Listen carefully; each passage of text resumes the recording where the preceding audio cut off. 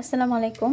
আজকে আপনাদের মাঝে শেয়ার করব আমি ফুলকপির চপ বানাবো। আপনারা কেউ কখনো খেয়েছেন কিনা আমাকে কমেন্ট করে জানাবেন।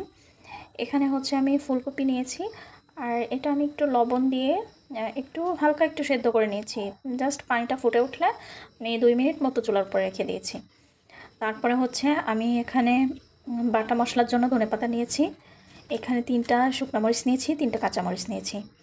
আর পেঁয়াজ কেটে নিয়েছি, রসুন নিয়েছি, একটু জিরা নিয়েছি। এখানে আমি মসুরের ডাল, ছোলার ডাল আর চাল দিয়ে ভালো করে ধুয়ে আমি এটা ভিজিয়ে রেখেছিলাম প্রায় 2 ঘন্টা মতো।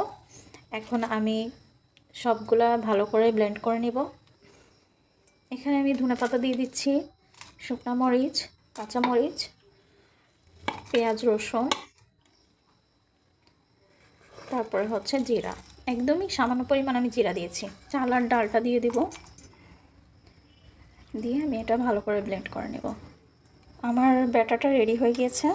এখন আমি এর মধ্যে লবণ দিব, একটু হলুদ দিব।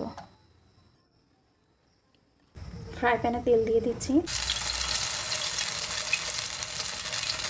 আপনারা বাসায় অবশ্যই ট্রাই করে দেখবেন এটা আসলে কতটা মজা লাগে, এটা খেতে অনেক টেস্ট হয়। তো আমি ব্যাটারটা আমি নিজে তৈরি করে নিয়েছি। আপনারা যদি চান তাহলে বেসন দিয়ে, আপনারা যে বেসনটা চপ পেঁয়াজ দিতে ইউজ করেন সেই বেসনটা দিয়ে আপনারা এভাবে করে তৈরি করতে পারেন। আশা করছি অবশ্যই আপনাদের ভালো লাগবে।